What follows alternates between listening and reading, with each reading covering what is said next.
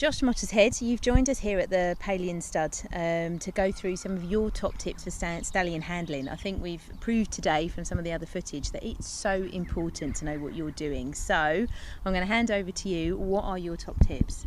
Well, to start off with, I think one has to look at the whole management package, and it's very important to never lose sight of the fact that a stallion is a stallion second, but he's a horse first. And some people will tend to treat their stallions as though they're different from other horses that they own. Obviously, you have to be aware of the fact they are stallions, so you don't do stupid things like put a mare in heat underneath the nose and expect them to stand there and ignore her. Right. But on the other hand, don't isolate the stallion. The stallion is very much a herd animal.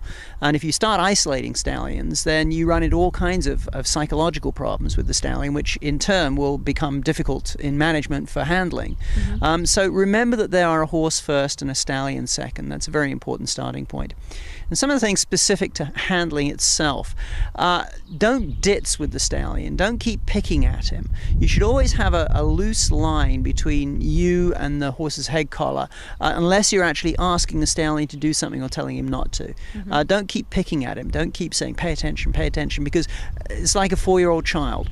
If you do the same thing with a 4-year-old child, sooner or later they'll just ignore you. Sure. And in this instance, the stallion's going to do one of several things. He's going to either go off and do his own thing and you're going with him because he outweighs you, or he's going to get frustrated with you and start turning around and nipping at you, and that's another whole problem you have to deal with at that point. So you've created that problem yourself.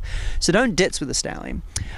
Don't allow a stallion to circle. Mm-hmm. This is a very, very common error that we see, and it's one that is a classic indicator of a neophyte stallion handler. Somebody that doesn't have full control of their stallion. They're letting the stallion circle round and round and round, and they argue, well, I'm keeping the stallion under control by doing that. No, it's an evasion technique that the stallion is using to avoid having to do what you really want him to do, which is either walk slightly slower or stand still. So don't let the stallion circle. If he starts to circle, step forward with him, raise your hand up, as we saw at one point with Anita and her hand in the air to keep the horse going straight, stop him and back him into position if you were standing still. And that's just not a point about when you're in the breeding environment, that's just anytime, all the time, anytime. Yeah. Yes, you want good behavior from the stallion at all times. So it's not just a breeding situation. When you get into the breeding situation, everything gets ramped up. Sure. So that's when you're going to really run into problems. If you've got a stallion that's bad to handle when you're walking from the barn to the field, it's going to be 10 times worse when you go into the breeding shed. Sure. So you need to have good behavior at the best of times. So those two things: don't pick at the stallion, don't let the stallion circle. Don't allow the stallion to become dominant. Obviously, you've got to be the active partner in the whole thing, and indeed that circling aspect is an aspect of dominancy. He's basically putting you where he wants you, and sooner or later they'll drop a shoulder into you and move you around as well, so you don't want to have that. There will be a time come that you have to punish a stallion for something, and when that happens, make sure that you can apply the 3-second rule.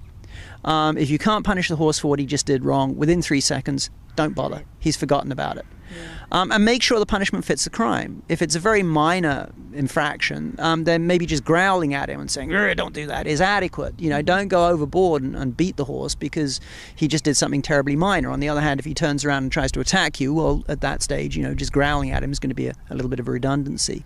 So make sure the punishment fits the crime as well. And I'm certainly not advocating that one should beat the horse on a daily basis. That's not where we're going. That's not necessary. But certainly make sure if it does happen that it's done correctly.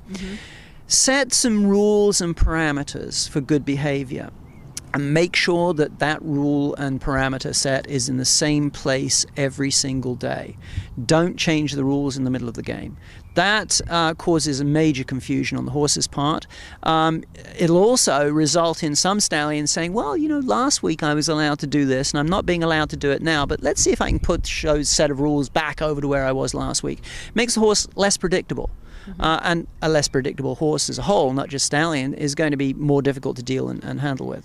So make sure that your rules are the same rules every single day. If it was acceptable behavior yesterday, it's acceptable behavior today. Again, like the analogy you used before, same with children, put the boundaries in and stick to them. Exactly. Yeah, exactly. Absolutely. So those are probably the major points that we see as errors or important points for good stallion handling. Now, not to just promote it in any way, shape or form, but there are courses available and people like you are contactable. So the courses that you run do specifically like give you the guidelines for this, don't they? Absolutely, yes. We run a course with stallion handling. We have one over here in England periodically, and certainly contacting somebody like Jamie or Anita to deal with some problems can be very, very beneficial as well. They can help you, they can work with you in many instances, and give you some guidelines. If you're out of depth, go and find knowledge where you can get it. Absolutely. Yeah, absolutely. Well, all the information will be on the website and on the end of this video. So, meantime, Jos, thank you very much indeed. You're welcome. Thank you.